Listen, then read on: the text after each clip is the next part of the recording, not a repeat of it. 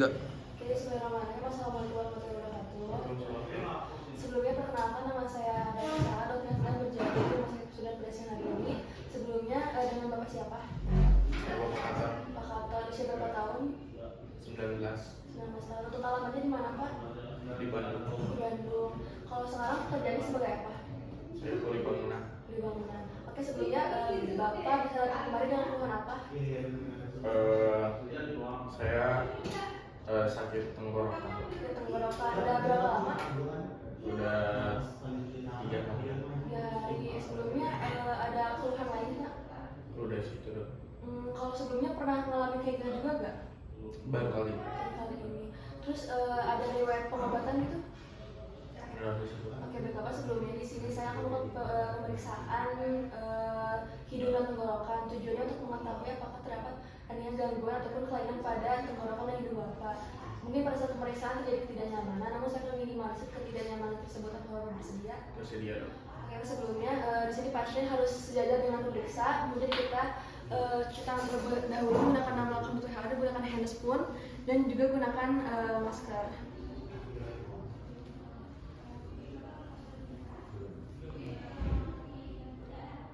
Setelah itu kita gunakan hand lamp.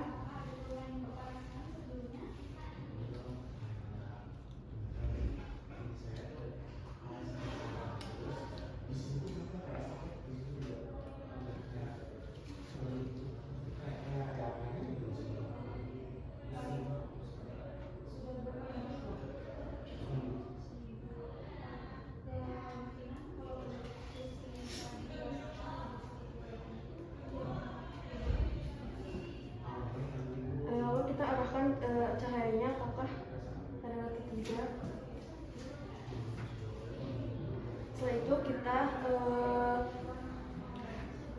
gunakan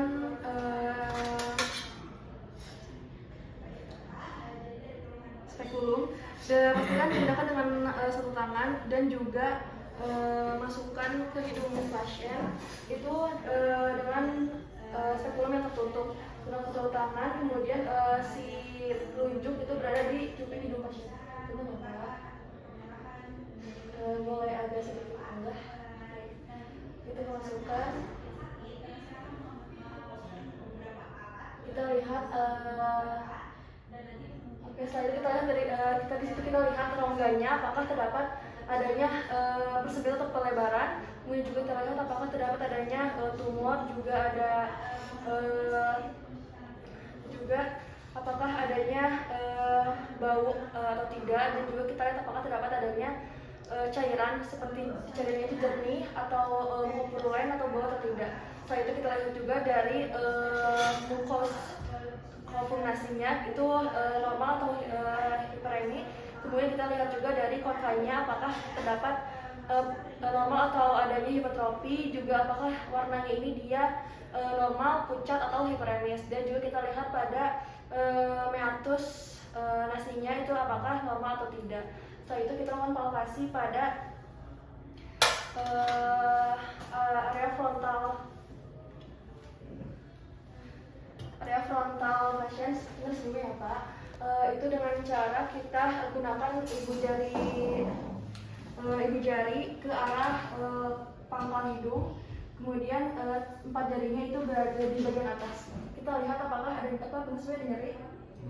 Oke, setelah itu kita palpasi bagian maksilari, itu sama seperti tadi, kita tekan menggunakan jempol itu di maksilar, kemudian 4 jarinya di bagian atas. Apakah ada nyeri Pak? Setelah itu kita lakukan pemeriksaan transpilasi itu dengan cara kita menggunakan pen light. Kemudian kita arahkan pen light ke arah pangkal hidung pasien. Kita lihat dari warnanya. Kalau misalkan dia kemerahan, itu tandanya dia isinya itu isinya udara. Kalau misalkan dia merah gitu, merah redup, itu berarti terdapat cairan. Kalau setelah itu kita lakukan pada maksilar.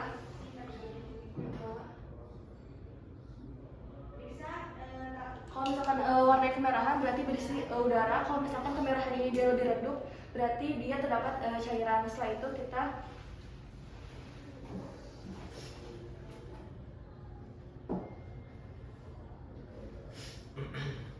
kita lakukan pada mulut itu kita bisa gunakan plastik ataupun pelindung. Nanti kita masukkan ke arah mulut. Nanti kita lihat ceritanya. Nanti kita lihat apakah nanti si bagian maksimal ini dia warnanya merah. Kalau misalnya merah berarti berisi udara. Kalau misalkan dia merah itu redup berarti dia berisi cairan. Setelah itu kita melakukan pemeriksaan faring itu dengan cara kita bisa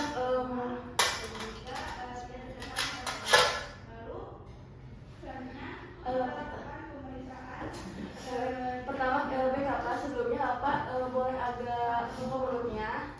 Nanti kan ceritanya masukin oke Pak ke arah mulut. Nanti waktu bilang A kita lihat pada kita inspeksi apakah terdapat adanya pembengkakan, kemudian juga hiperemis, terus juga apakah ini simetris atau tidak. Juga kita lihat pada pilar tonsilnya dan juga pada soft falatnya dan juga ovulanya.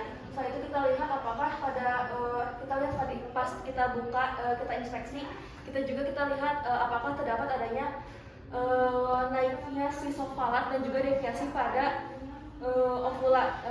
Kita lihat apakah terdapat kelemahan pada saraf atau tidak. Setelah itu kita lakukan pemeriksaan pada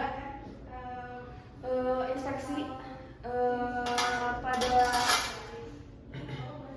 kita infeksi besar tonsilnya. Kalau misalkan tonsil ini dia T0 itu dia tidak ada tonsil. Kemudian kalau misalkan T1 itu terdapat tonsil namun dia bersembunyi di bagian pilar tonsil. Kalau misalkan T2 itu dia terdapat tonsil dan membesar mencapai pilar tonsil. Kalau misalkan T3 itu dia terdapat tonsil dan membesar melebihi pilar tonsil. Dan T4 itu dia terdapat tonsil, dia dapat melebihi atau melewati pada ovula. Setelah itu kita inspeksi permukaan tonsilnya tadi, apakah terdapat normal atau hiperemis, edema atau tidak, kemudian apakah adanya detritus atau tidak, dan juga kita lihat apakah terdapat pelebaran kerita atau tidak. Setelah itu kita palpasi pada leher pasien, itu sambil dindingnya, itu dengan cara ya Pak. Apakah terdapat adanya pembesaran atau tidak. Setelah itu kita akan pemeriksaan pada laryngoscopy itu indirect dengan kita menggunakan headlamp.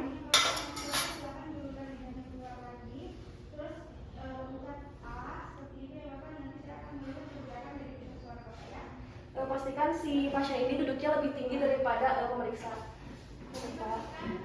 Kemudian Bapak Bunda sebelumnya boleh condong lebih ke depan. Oke, sebelumnya nanti biasanya kita gunakan seperti alcohol swab untuk menarik bagian ujung lidah pasien agar lebih selalu steril. Kemudian nanti kita masukkan